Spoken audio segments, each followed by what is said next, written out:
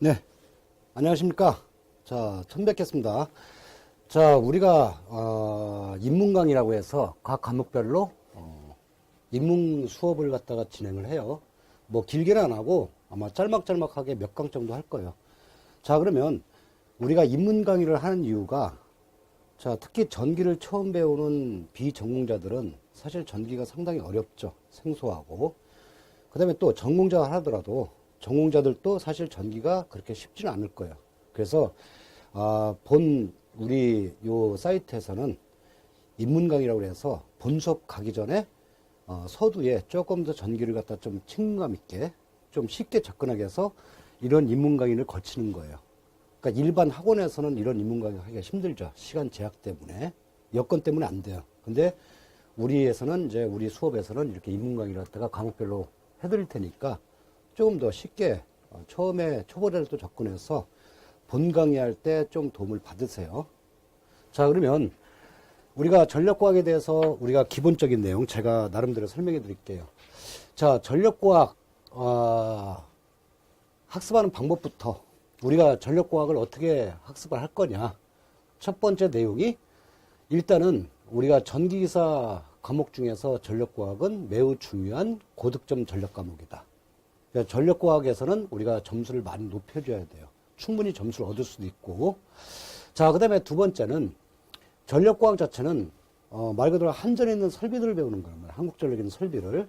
따라서 단순한 기쪽보다는 각 실제로 장치, 설비들의 정확한 역할을 충분히 이해하면서 우리가 학습을 하자.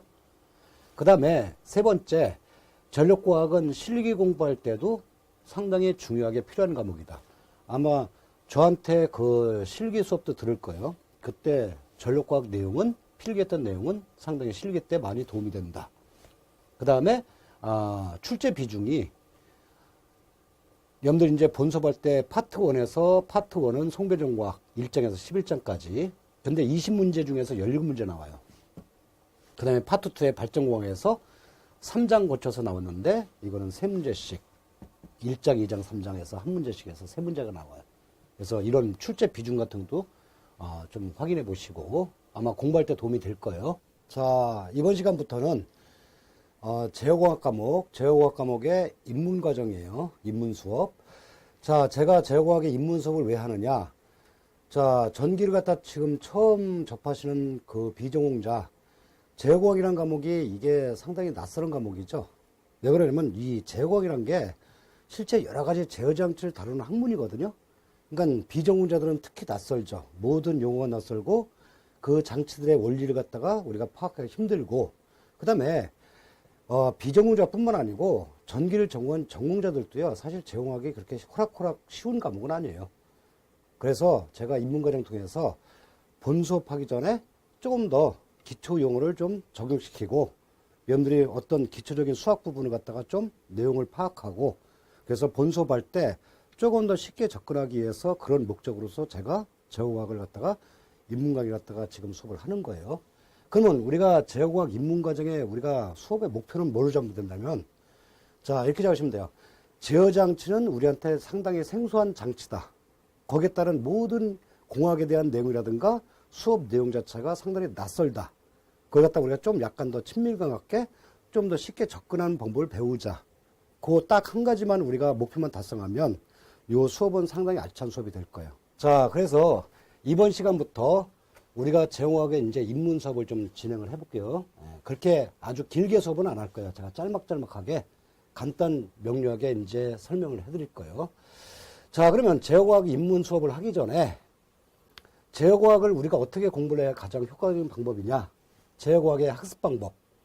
자, 첫 번째, 제어공학은요, 다른 과목하고 달리 특히 기초 전기 수학이 상당히 강한 과목이에요. 아마 전기기사 과목 중에서 이 제공학 과목 자체가 다른 과목과 유달리 아마 수학이 좀 많이 들어갈 거야. 그러니까 수학이 좀 약하신 분들이 처음에 고전하는 부분이 바로 수학적인 부분이에요. 그래서 제가 당부드릴 건데, 정확을 갖다가 학습 방법을 갖다가 가장 효과적이게 하는 방법은, 첫 번째, 기초 전기 수학 강의를 반드시 수강한 다음에, 학습한 다음에 정확하게 입문하자. 아마 기초 전기수학도 제가 수업을 해드렸을 거예요. 그래서 제가 기초 전기수학 할 때 구성을 어떻게 했느냐. 물론 다른 과목에서도 기초 전기수학이 필요한데 그것도 방에 들어가고 특히 초점을 맞춘 게 이 제어공학에 들어가는 전기수학을 내가 많이 접목을 시켰어요. 그래서 수학적인 부분이 부족하신 분들은 기초 전기수학을 반드시 수강한 다음에 제어공학 쪽을 입문하는 게 제어공학을 공부하는데 조금 더 수월하지 않을까 싶어요. 그래서 아직도 전기수학을 아직 안 들으신 분들은 지금 제어공학 입문하기 전에 먼저 전기수학 강의를 듣고 난 다음에 제어공학을 공부하자. 자, 그 다음에 두 번째는요. 두 번째는 한마디로 욕하면 제어공학 흐름이다. 왜 그러냐? 실제 제어공학은 제어장치를 배우는 거란 말이야. 근데 일반 사람도 그렇고 전기공학을 공부한 사람도 제어공학을 알아요? 모르잖아요. 그러니까 제어장치는 그만큼 어렵거든요. 우리가 간단한 제어장치인 커피 자판기서부터 시작해서 아주 복잡한 제어장치인 미사일 추적하는 레이더망, 그런 것들이 전부 다 제어공학이거든요. 그러면 아주 간단한 제어장치조차도 우리한테는 좀 생소해요. 그죠? 일반 사람이 접할 수가 없거든. 그렇죠? 그래서 두 번째, 제어공학은 흐름이다. 실제 제어장치 원리를 알자고 노력을 하자. 물론 교과적으로 배우니까 제어장치의 실제 구조를 알고 원리를 정확히 파악하는 건 사실 힘들죠. 우리는 수업을 교과적으로 수업할 수밖에 없죠. 그렇지만 마인드 자체는 우리가 생각 자체는 실제 제어장치의 원리를 배워보자. 그죠? 생각을 어떻게 하냐에 따라 틀린 거야. 제어과학 이런 거 갖다가 자격증 한 종목으로 해서 공부하는 거하고 실제 제어장치가 어떻게 활용되는지를 갖다가 생각하면서 접하는 거하고는 또 틀린 거죠. 생각 자체가. 학습 효과가 틀리다는 얘기예요. 자, 그 다음에 세 번째는 회로보다도 오히려 출제 빈도수가 많다. 문제수가. 자, 실제로 우리가 회로하고 제어는 한 묶음이야. 기사 기준에 했을 때. 글쎄 회로는요. 20문제 중에서 오히려 8문제 나와요. 많아봤자 10문제. 그러니까 50%못 넘는 얘기죠.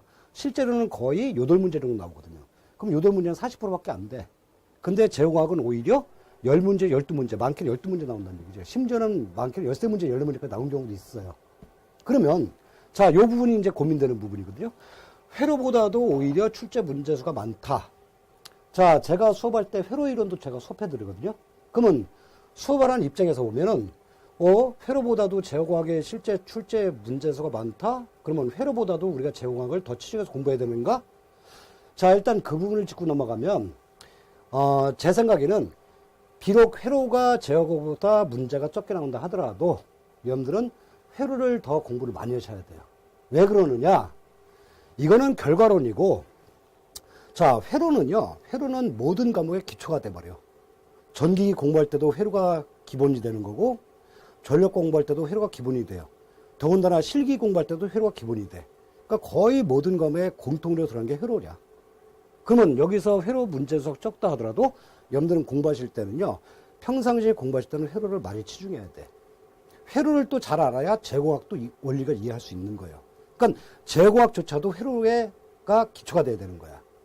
아시겠죠? 그럼 평상시에 공부를 어떻게 하느냐? 평상시에 공부할 때는 회로를 많이 치중을 하세요. 제공학보다. 그래서 여러분들이 공부할 시간이 충분히 있는 그런 기간 동안에는 회로를 갖다가 집중해서 투자하고, 근데 이제 결국에는 회로 제어에서 점수를 많이 받으려면 제공학에서 어느 정도 성과를 거둬야 되잖아요. 그러니까 평상시 때는 회로를 공부 많이 해뒀다가 이제 시험 마지막 부분, 그죠? 예를 들어서 보름 정도, 한 달 정도 남겨놓은 상태에서는 제공학 쪽에 약간 치중을 해줘야죠. 그래서 점수를 끌어올려줘야지. 아시겠죠? 자, 이 부분을 해석을 잘 하셔야 돼요. 오해하면 안 돼요. 회로가 적게 나고 제공학이 많이 나왔다 해서 제공학에 먼저 투자하지 마세요. 절대로 시간을. 회로 쪽에다가 6대4로 투자하세요. 그래서 나중에는 이제 이쪽에서 6대4로 이제 옮겨가는 거죠. 아시겠죠? 자, 우리가 본 수업하기 전에 입문 강의에서 예비 강의를 만들었죠. 자, 그러면 우리가 회로 입문 수업을 해야 되는데 제가 이 회로 입문 수업을 구성을 뭘로 할까 고민하다가 거의 전기를 처음 하는 그 수험생들이 가장 큰 애로점이 뭐냐면 회로를 갖다가 보는 법에 대해서 익숙치가 않아요. 그래서 회로 이론은 회로를 볼 줄 알아야 돼. 그래서 이번 입문 수업에는 제가 주안점을 회로 이론을 보는 방법, 회로망을 보는 방법을 주로 집중적으로 수업을 할 거예요. 그러면서 아주 기초적인 내용들로 제가 설명할 거고. 그러니까 여러분들도 제 입문 수업을 통해서 회로 그 그림을, 회로 이론 그림을 갖다가 회로망을 보는 법을 좀 익숙해지자. 그런 쪽에 목표를 잡으시면 돼요. 그래서 제 입문 수업을 통해서 여러분들이 회로 보는 법을 좀이라도 눈에 좀 튀었다 생각하면 이제 우리 입문 수업은 목표 달성한 거죠.